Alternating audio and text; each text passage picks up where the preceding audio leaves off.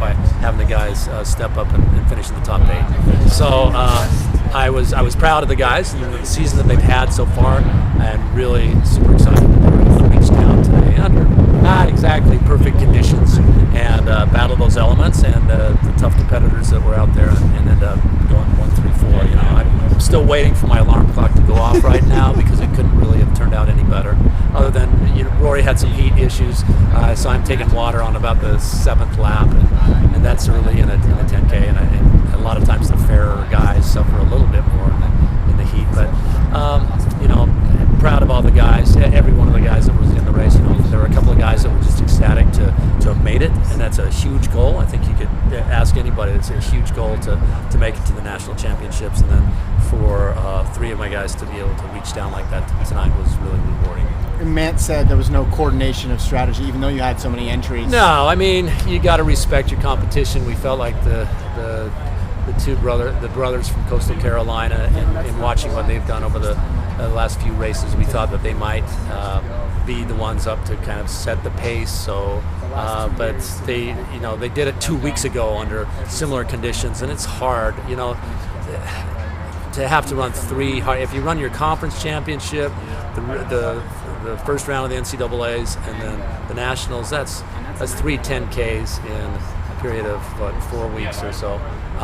Very difficult to survive those, and so we knew that the other regional, the East prelim had been running a little bit more hot, humid conditions. So you spin things as well as you can to give you guys hope, and that's the way we spun it. That we were going to be okay. We were going to be okay.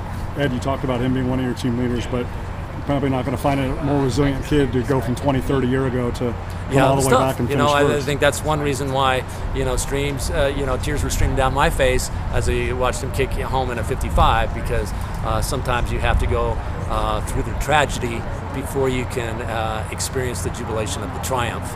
And we saw that, so I was super proud with the way he was able to find that gear. And you know what, he was, what was he? Was he 4th and 5th in the 3 and the 5 indoors? So it really shouldn't come as a big surprise. He actually was our fastest miler indoors as well. I didn't know if he was going to have 55 there at the end of the race, but that was fun. I often tell people that the 10,000 meters is the most exciting event in track and field. They never believe me, but often it's a 29-minute setup for a 55-second last 400, and there's plenty of excitement. What's the biggest difference between this year and last year? I mean, this year these guys go 1, 3, and 4. Last year they were 12, 23, and 24. I don't know, to tell you the truth. I don't think our preparation was that different. That's why it's such a, sometimes it's a roll of the dice, and you're never exactly positive. Both, last year we had coming off a good cross country season and had some good performances indoors, and then just laid an egg at the national meet. And I think we did some tweaks, so we kept our mileage a little bit higher, but. Sometimes it just all plays out. Maybe it was just getting out of Eugene. But that's what I told Finn after he congratulated me. I said, maybe we just need to be in Austin. So Eugene does a great job, and that wasn't the problem with it. It just didn't happen last Did year. the order of the finish of those guys, is that what you would have predicted, or did you know? I mean, I myself was trying to handicap the race ahead of time. Yeah. I was like, let's look at the conference meet results. I'm like, wait, they don't have a conference meet. So, yeah. Well, Clayton, Mance beat Clayton at one of the races at Stanford, but Clayton pretty much just kind of led him. They ran the whole thing together, and that's when they ran in the 28 teens. 11. Yeah, 28-11. And Clayton does have some pretty good speed, usually winding it up a couple laps out, and then McMillan, who ended up 3rd, usually if we can wind it up a little further out, does pretty well too, and has some decent speed. So I guess if I was going to rank order them, I would have said either Clayton, or without Rory in the mix, because Rory had some heat issues today. If it was all 4 of them together with 400 to go, then I might say Rory, then either Clayton or Connor, and then Mance.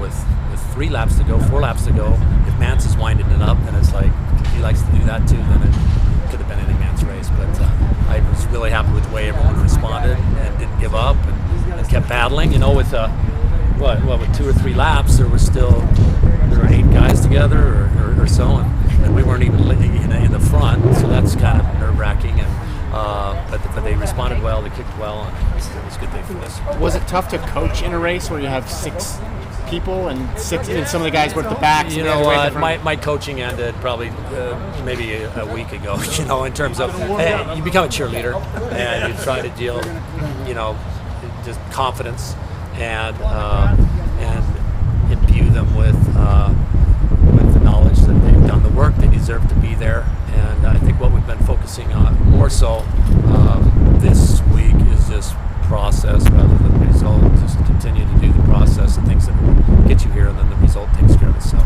And not only being a past champion, but I mean, obviously you understand the history of this event as well, or better than anyone. I mean, for you guys to be in the same breath as what UTEP accomplished and Stanford accomplished by having those 3 guys in the top 4. I mean, what does that mean to you as someone who's not only won, but obviously trying to coach these guys to achieve similar results?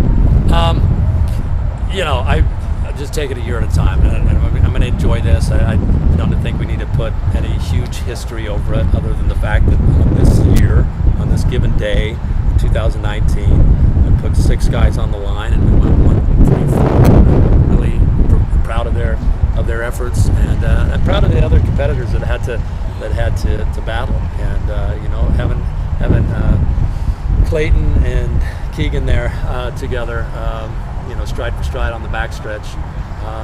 10,000 meter, most exciting event in track and field. Does it feel, is there more value to it just because NAU has had such a stranglehold, on cross country? We love NAU. NAU, we respect NAU's program immensely. Coach Smith is amazing what he does. Certainly, we'd like to get the better of the other 2. But when Day made kind of that move, what was it? Was it 2 laps to go or so? I just went, okay, here we go. and can my guys respond to that? And I didn't know that they would, because he's had so many good races, and we've seen the backside of NAU on plenty of occasions. So I think it's nice being in the West, being in the mountains, having the altitude. We got good things, both NAU and BYU, in terms of great places to train. And all of those things come into play, and then you just get great, highly motivated athletes who buy into the system. And whether it's NAU or BYU, you're gonna have good things happen. How many in the top 5 for the 5K do you think for you guys? Another. Well, we only have 2 guys in that one. Okay. We only have so 2 guys, 2 in the top 5, and they're coming off 10. They're coming off 10,000s. But I like Talon Franco today in the 1500. He's kind of flexing a little bit these days, and so we'll see how he does. We got 4 guys. We got 4 guys in the steeple.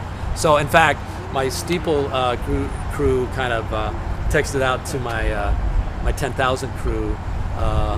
1/3 is greater than 1/4, because they have 1/3 of the guys in the final, and BYU only had 1/4 of the guys in the final. So, but then my 10K guys said, well, it all comes down to who scores the most points. So, but I think we're going to have some fun results in this steeple, and hopefully 1500. And then our women are loaded. You're going to have some fun watching the BYU